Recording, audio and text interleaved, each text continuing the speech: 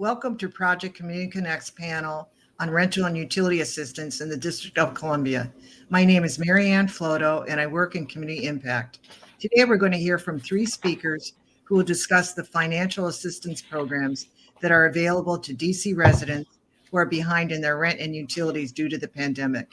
If you have questions during the presentations, please put them in the chat box and we'll answer them at the end of the presentations.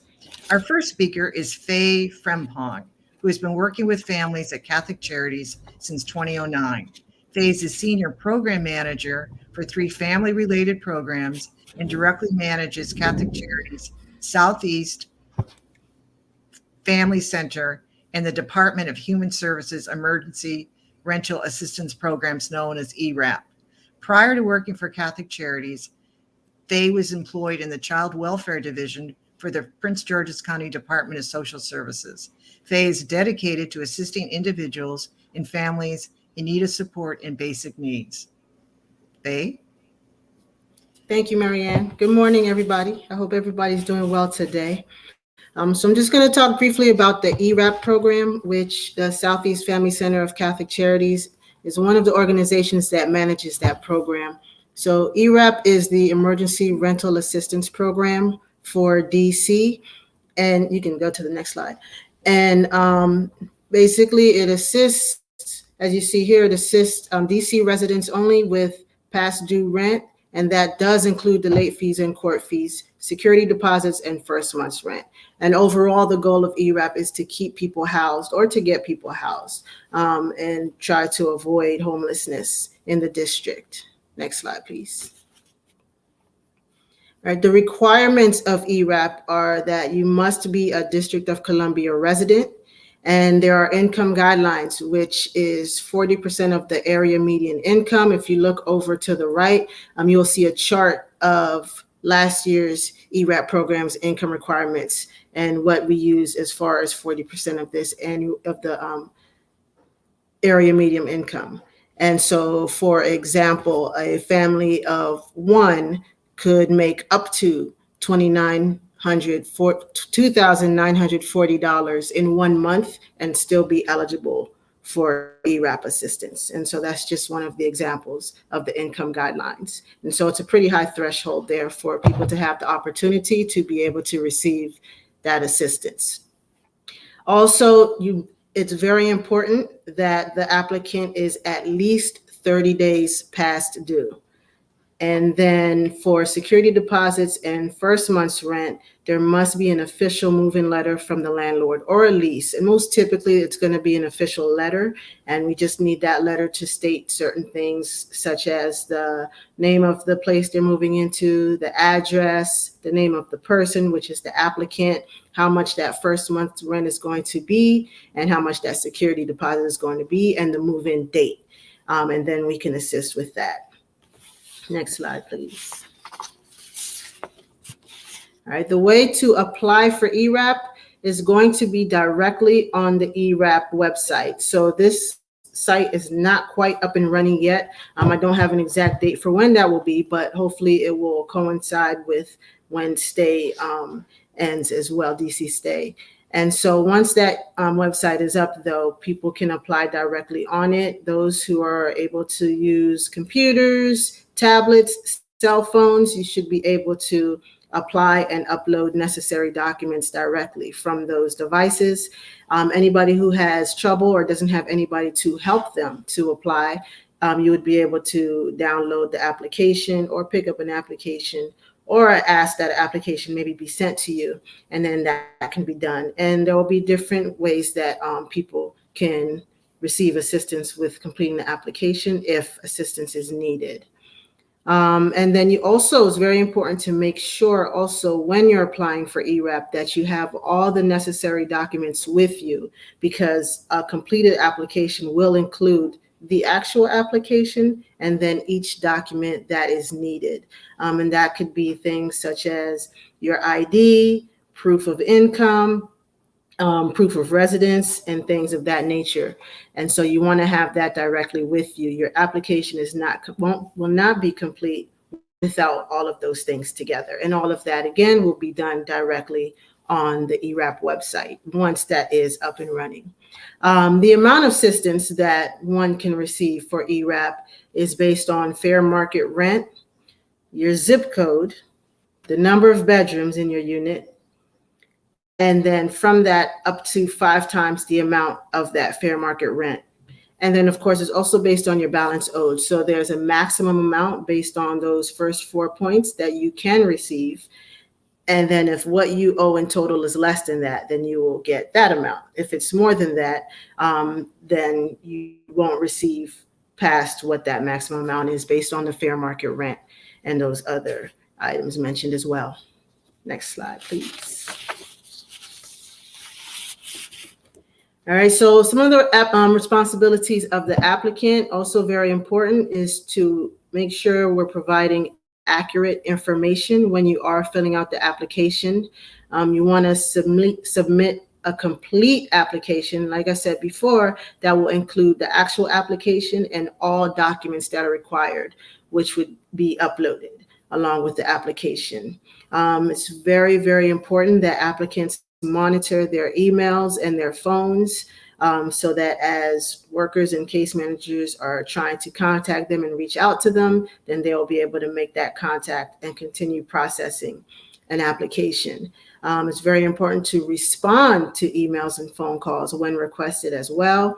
And then anything else that might be requested from the worker as far as being able to process your application. Next slide, please. And just some other information for everybody to know.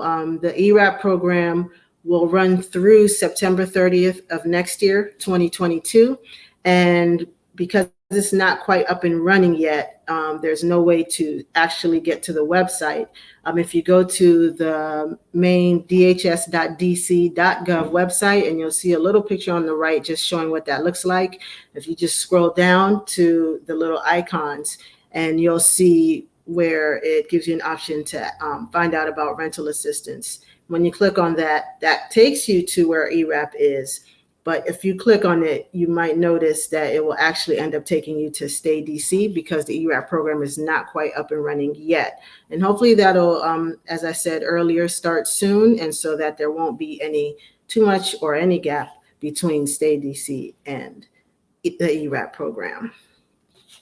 And that is all the information I have as far as Ewrap right now. I thank you all.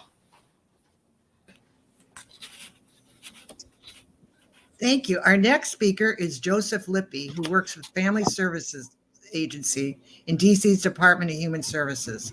Joe is the program manager for the Stay DC program, which is a financial assistance program for DC renters and housing providers who are looking for support to cover housing and utility expenses to offset the loss of income due to the pandemic. Prior to working for the district, Joe was employed at the San Francisco Department of Homelessness and Supportive Housing, where he focused on unsheltered homelessness issues. Before that, Joe was a strategy consultant with Kaiser Permanente in Oakland, California. He's originally from Northern California and recently located to the District of Columbia. Great. Thanks, Marianne. Appreciate it. Hello, everybody. Happy to be here. So I'm going to speak a little bit about the Stay DC program. I'm sure folks have heard of it. I'll talk a little bit about just sort of what the program is, kind of some of the qualifying criteria associated with the program, and then kind of a current state as the program winds down in the very near future. So just zooming out for a second, the district received $352 million from the federal government in 2 installments, ERA 1 and 2, emergency rental assistance, sort of the first tranche of funds and the second tranche of funds.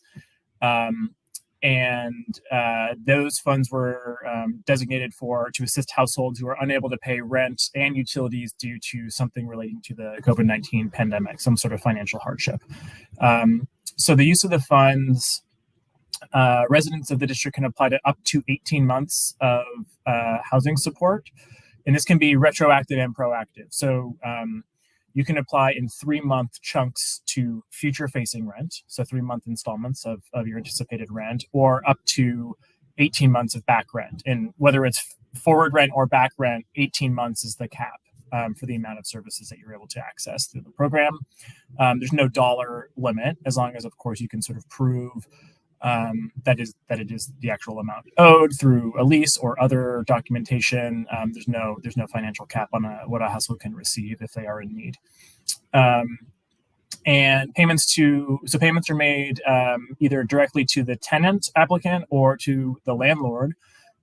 So a tenant can apply, and once they submit their information, there's a 5-day mandatory waiting period where the housing provider rather, is informed that the tenant has applied for assistance, and the housing provider is given the opportunity to start an application, which we call a match. The match is a nice way to do it, just because it allows us to pay directly to the landlord, who can then clear the ledger and make sure the rent is up to date for the tenant.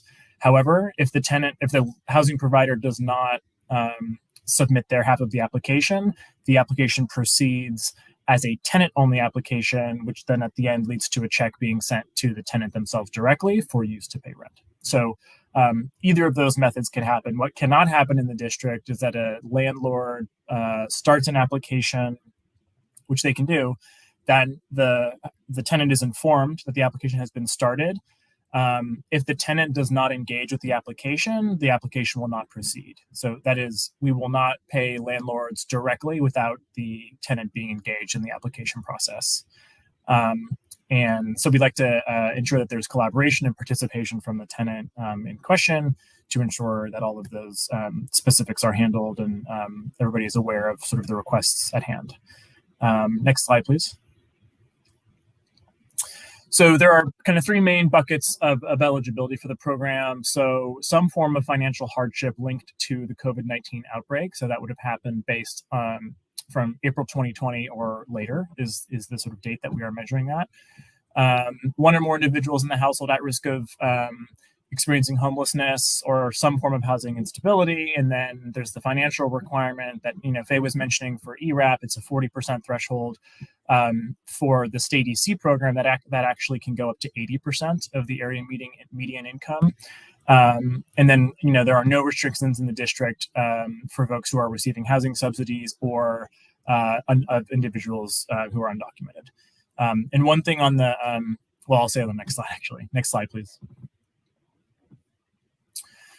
So the current status, so the program, DC has been really nation leading, and the pace at which the funds have been spent, and why that matters and why that's something that the district should be proud of is because it takes a lot of infrastructure and bandwidth and human resources and programmatic design and infrastructure to get this program up and running and to get the dollars out the door quickly. I'm on calls with other states in the nation, and other states have had a harder time doing that as quickly as the district has. And yes, there is immense need in the district, but it also speaks to the pace at which the program has been stood up and the investments made to get the dollars into the hands of residents as fast as possible.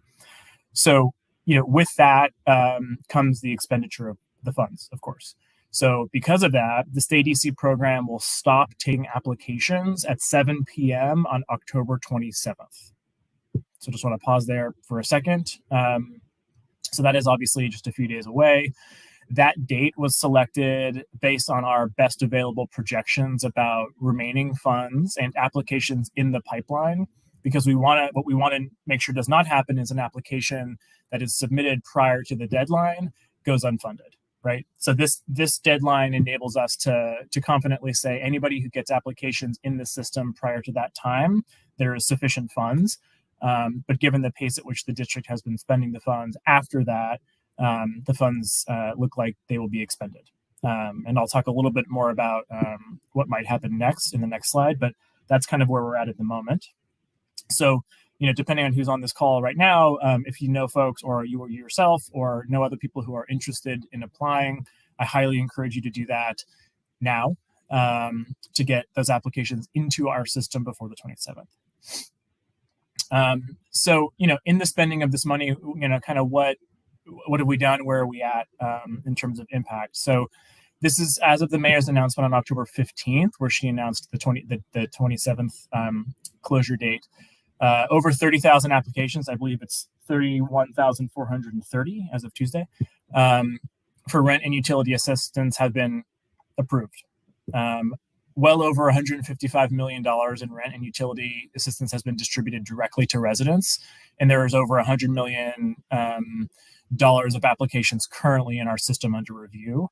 And then that leaves less. This is actually significantly less. These data are, a few days old. So there's, way less than $11 million available left in the system as we approach this 27th deadline. And, who's the recipients? I already went over the criteria, but, very much disproportionately benefiting the lowest income residents of the district. So as you can see here, 97% of the funds awarded are to folks who are at or below 50% AMI, with just 4% going up to that 80% number. And then in terms of the district specifically, I'm just looking at my notes here.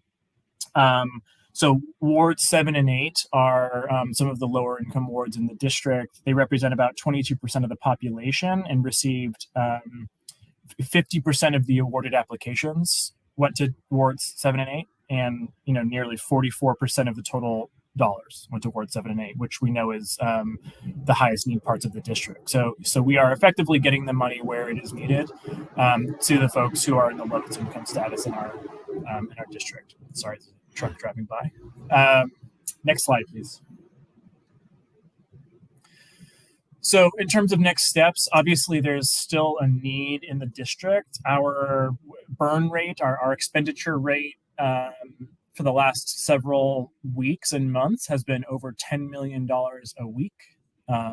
So there is an immense need. We are confident we've stopped. The funds from CDC has led to the stopping of hundreds and probably thousands of evictions, definitely thousands of evictions. But we know that there is still an unmet need in the district. So there are a few next steps from the federal government. As we know now, this is kind of a rapidly evolving space. The federal government is very much aware that the district is an extremely strong performer in the expenditure of state EC. So they will be releasing a form any day that allows us to say, hey, here's what we think our remaining need is, and here's how much money we could use. And then in the following month, other communities throughout the country will have conversations about unspent funds, not a problem that we have, and determine if there's a way that they can spend them, or potentially if those funds would go back to the to Treasury for redistribution to the higher performers, such as the district. So there is a chance in mid to late December that some funds might be reallocated to the district. And then there is a higher likelihood that some funds might be reallocated to the district come February or March 2020. Sorry, that should be 2022, early next year. So, as you've seen, the mayor and other DC leadership is a strong advocate for the receipt of additional funds. Our need is still there. Our infrastructure is strong. So we are hoping, and we will continue to advocate, and hopefully there'll be some more funds coming to the district. But in the meantime, we encourage folks to apply in the next few days to take advantage of the funds we have remaining. I think that is it. Next slide. Great, and just the appendix we can review at another time if needed. So I think that's it. This is just the application process. I don't know that we need to spend much time on this. This is just sort of how applications flow through our system. Next slide. And this is just a dashboard as of the 14th. So this will be updated in a few days of total expenditures and obligated and paid funds from the district. So that is it. Thank you so much. Next, we'll hear from Emory Brown, who has led the outreach and community engagement team for PEPCO Holdings since 2020. Prior to that, Emory worked in the telecom industry, where he has over 20 years of leadership experience in the areas of field operations, call center management, sales and marketing performance, process improvement, and digital support. He is the past president of the local alumni chapter of Alpha Phi Alpha, a historic service fraternity, and serves as a mentor to college and at-risk high school students. Hey, good afternoon, everyone. Emory Brown here from PEPCO. I'm here to tell you about some of our energy assistance programs. But additionally, I want you to really know about our commitment because we are committed. Can someone advance a couple slides? Yep. Yeah, I want to talk about our commitment to helping everyone during this pandemic, because we are committed to help. We're flexible with our solutions. We understand how everyone's been impacted during this trying time, and we are reliable. So, hopefully over the next few minutes, we'll talk about some of our solutions that we've been implementing and things that we can support to help everyone get through this time from an energy assistance perspective. Next slide.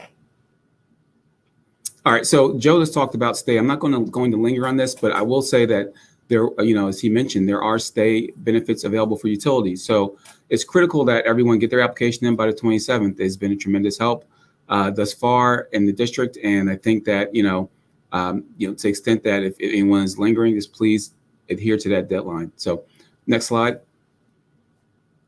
All right, so 3 programs I want to talk about today are LIHEAP, RAD, and AMP. So essentially, these are some of our biggest programs. The LIHEAP programs are low-income home energy assistance program, and this is where customers can receive up to $1,800 as a one-time assistance benefit. The actual program year opened up this month, so we have fresh funds. We encourage everyone to apply. It's available to low-income district residents who have received a disconnect notice. So basically, you need to have a disconnect notice, your recent utility bill, government issued ID, proof of income, and social security cards for everyone in your house. For most of these programs, you can contact 311 or go into the office or visit the website, the DOEE website at the links on the screen to apply. The next program is the residential aid discount. And this is provided through the utility discount program, UDP. The residential aid discount is a program that is about $475 up to $475 per year on your electric bills, $300 per year if you don't have electric heat. And this program essentially is a credit that's applied over 18 months, over the course of 18 months, and you have the opportunity to re-enroll. One thing I will say about this program, as well as the next program I'll talk about, is that the criteria to enroll, the eligibility is going up, the income eligibility. So, you can probably earn up to about $100,000 for a family of 4 to qualify. So, a lot of times you talk about low income, but, if you think about it, a number of people who may not think, that they qualify with this expanded criteria probably can get assistance through this program. And the last program on the right, arrearage management. This is for people who have bills, who have past due balances of $300 or more. They're at least 60 days past due, and it essentially allows you to make a payment over the course of like 12 months, and then for every payment you make, we'll make a matching credit to reduce your balance up to I think it's like I forget the amount. I think it's like $3,600, but nonetheless, it is a tremendous tool. I will say it is, can definitely assist people who have gotten behind and who qualify under the expanded eligibility criteria. Again, through this program, you'll contact PEPCO at the number below. But I encourage everyone, particularly if you're already on the RAD program, I encourage everyone to apply. So those are 3 main programs that I want to cover today. Next, from an energy assistance perspective. Next slide. All right, so this is more or less a PEPCO solution for payment assistance. So you may not necessarily qualify or want to partake in one of our energy assistance programs through government or through our PEPCO arrears management, but you may want to have budget billing. And essentially this enables you to fix your bill for the course of 12 months, and then at the end of those 12 months reconcile whatever the difference is. So at the beginning, we calculate your bill usage over the last 12 months. And based on that, you'll determine a monthly amount that you'll pay that's fixed. So in months in which your bill is normally lower, you may pay a little bit more so that you can balance out those months in which your bill is normally higher than what your budget is. So that way, during those months, you can pay a little bit less.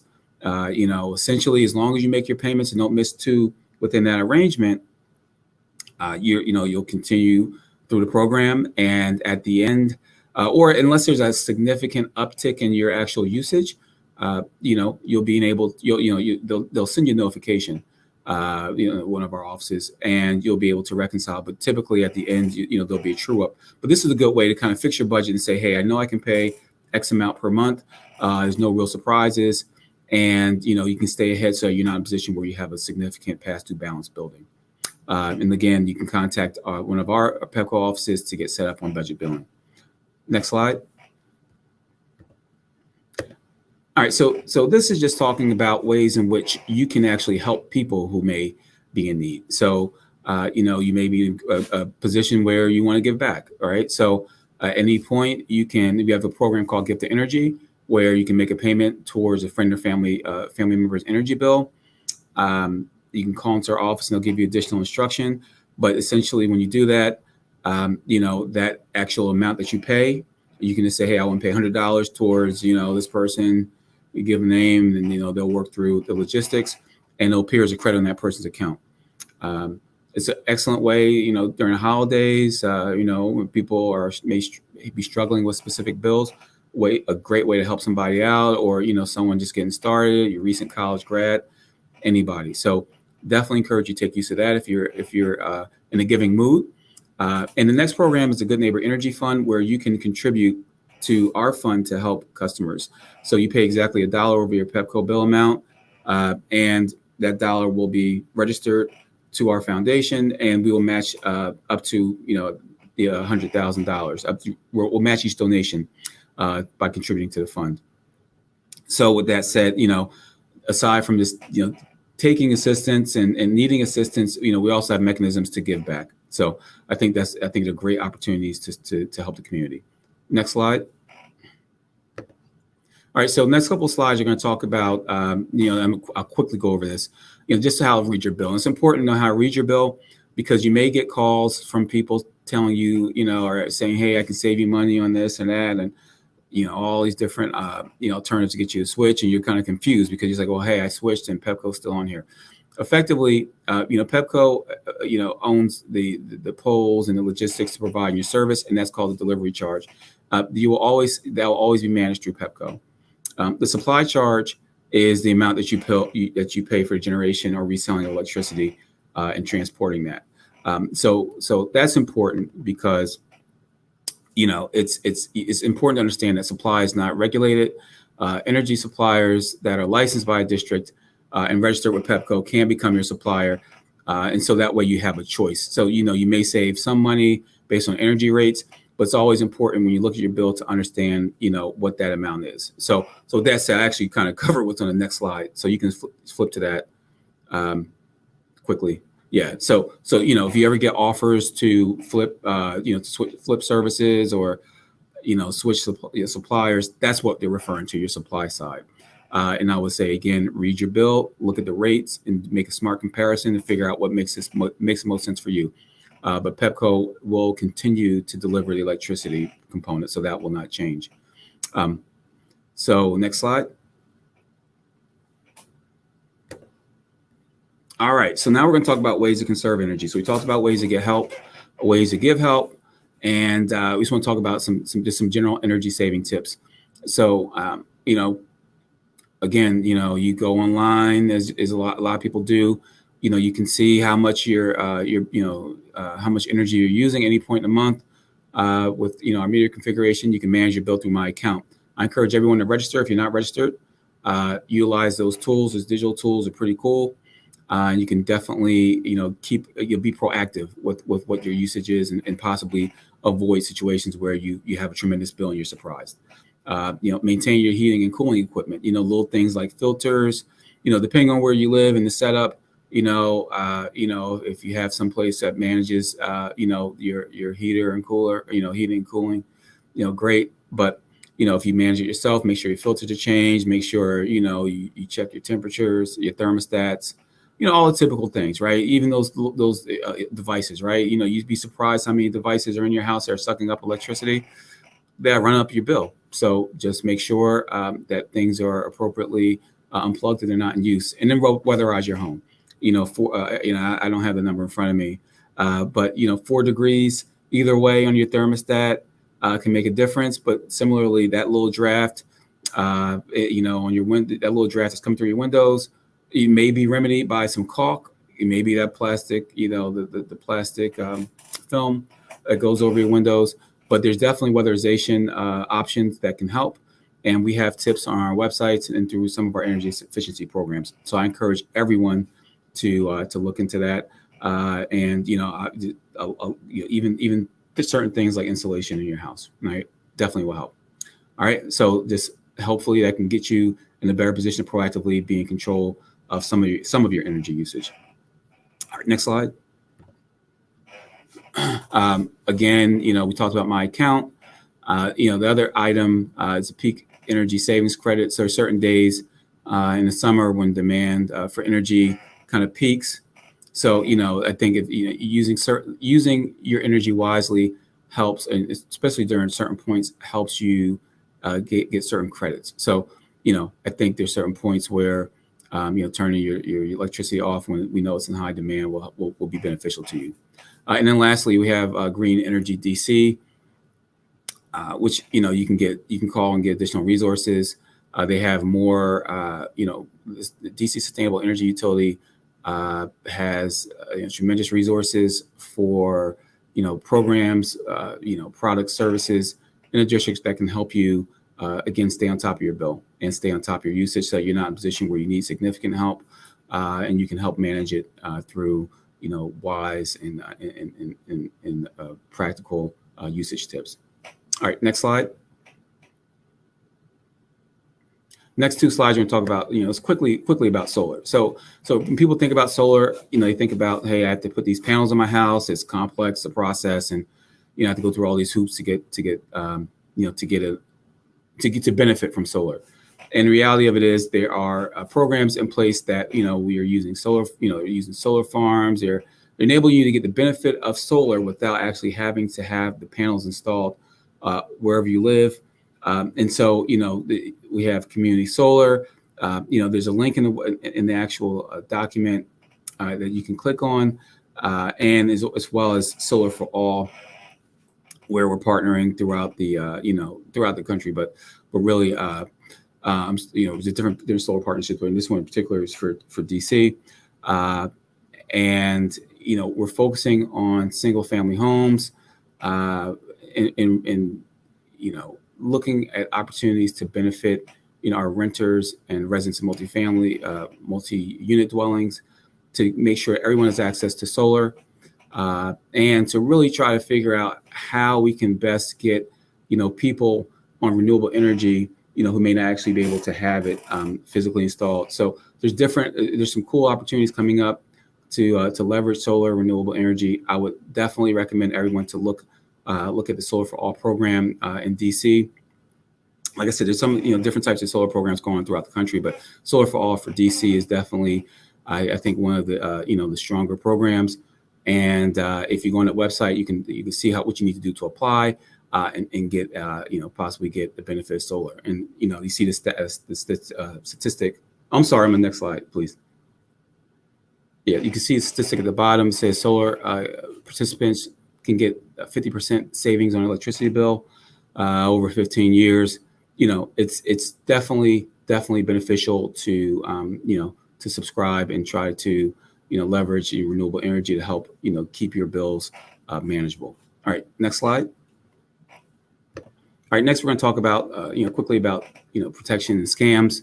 Listen, during these times, people are desperate, and customers will receive phone calls from all walks, all different types of people, and we'll have opportunities to try to say, hey, we think you need help on your utility bill, and just taking a shot in the dark.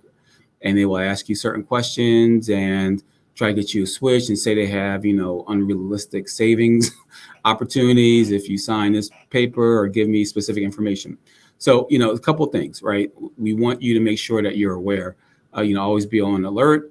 Throughout the year, particularly during certain peak seasons or when people expect, or know that bills are higher, scammers, will, reach out to people, threaten to, shut your service off.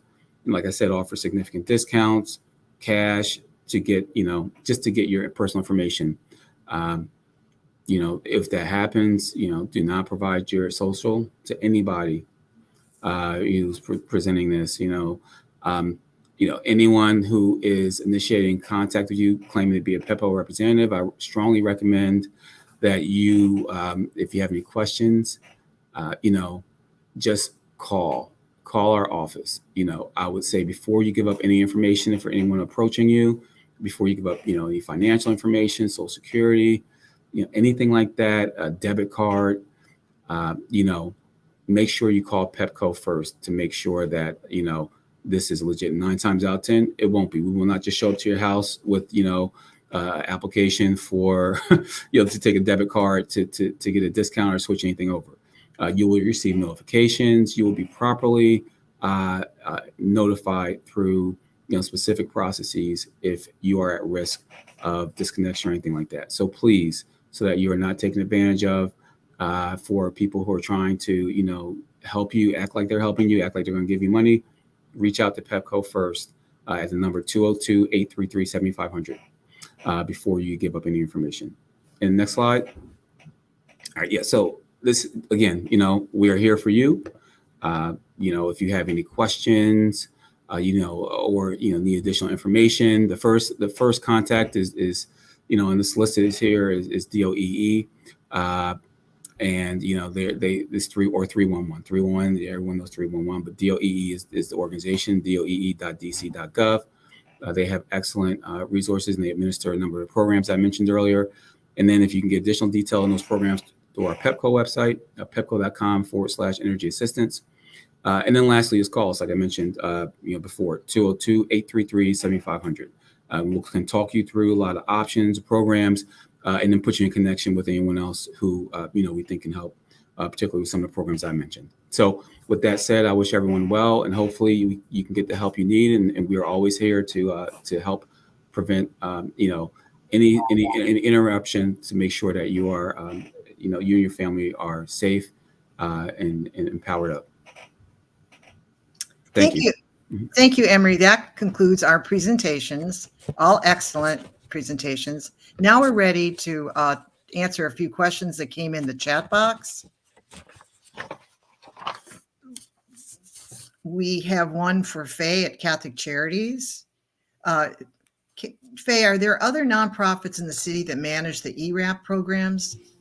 Yes, there are. So there are 6 agencies that manage Ewrap. Catholic Charities, us, that's one of them, which is the Southeast Family Center, and then Greater Washington Urban League, UPO, which is Uniting People with Opportunities, Salvation Army, Community Partnership, and Housing Counseling Services.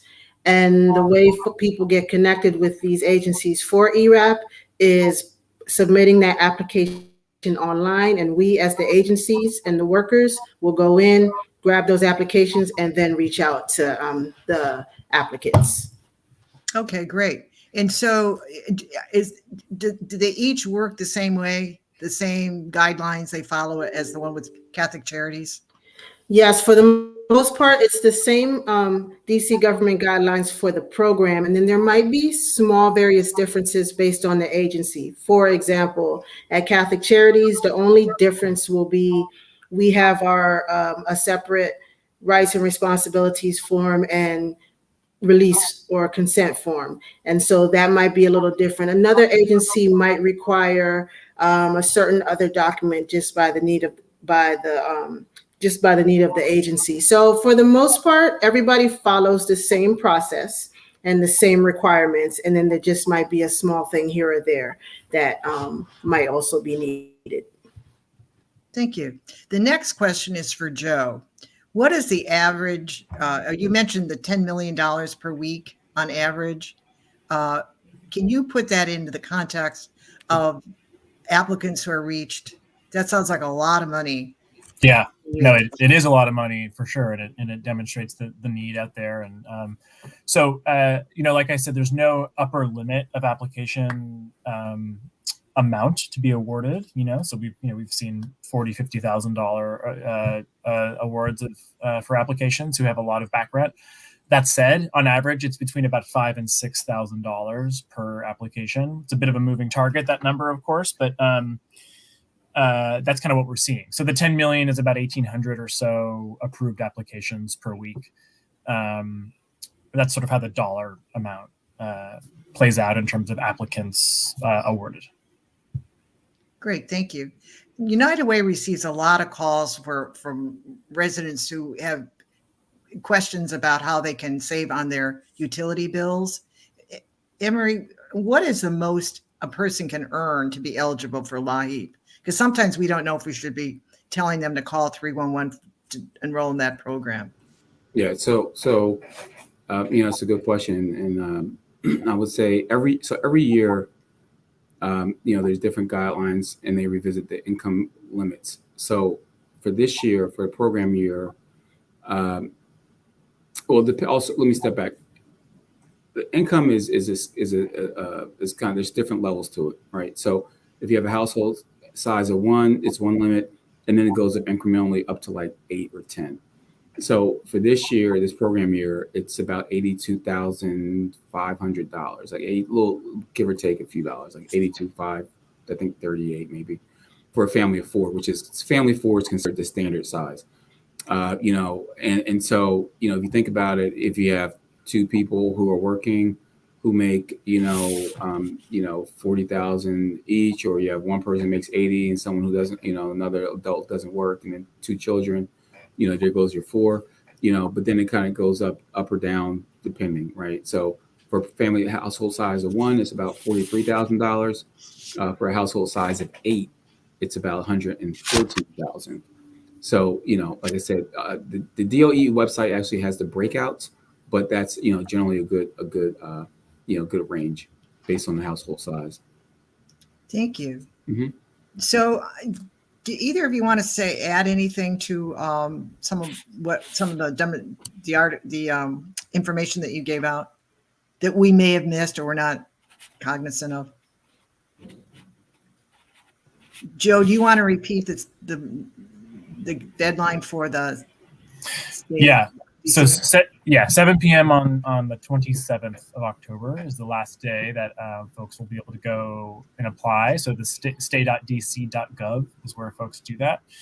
And I would just say, we're going to continue to advocate for more funds from the federal government. The timing is just, it's a little bit unknown, and I think DC, like I said, spent the money down really quickly and really effectively. So, but as soon as we, know more about what those funds, how if all those funds will be reallocated, we'll keep folks aware. And if there are more application opportunities, that'll certainly be known.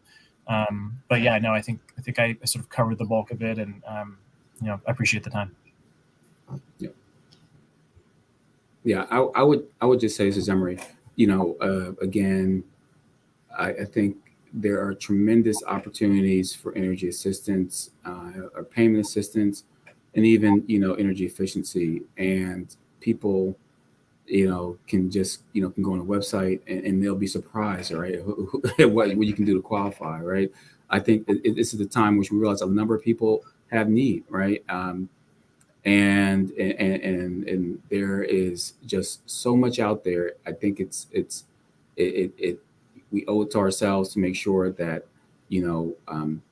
if you need help or someone who needs help, refer them to these resources, because no one should suffer because they can't pay an energy bill. When there's so much money out there that is pretty, it's pretty reasonable to get with, a few pieces of information. So again, and like I said, PEPCO is definitely an advocate for the community and for helping our customers. So, by all means, just, go to our website, go to our partner websites, go to DOEE, and there's assistance available. Where should we direct, and this just happened to me this past week, if someone calls in to United Way and they say my electricity's been turned off, where should we direct them? Is there an emergency number that we can tell them to call? Should we tell them to call 311 in the city? I think that makes the most sense. Yes. Okay, great. Thank you. Yes. Well, I think that's it. I think we've answered all the questions that came into the chat box. On behalf of United Way National Capital Area, I'd really like to thank the speakers for a very informative presentation on how individuals and families can apply for rental and utility assistance. We'd also like to thank our audience for participating in this discussion. If you wish to contact the speakers, their contact information will be on the United Way National Capital Area website, and you can also access this program on United Way National Capital Area's YouTube channel. Thank you very much. Have a great evening, afternoon. Thanks.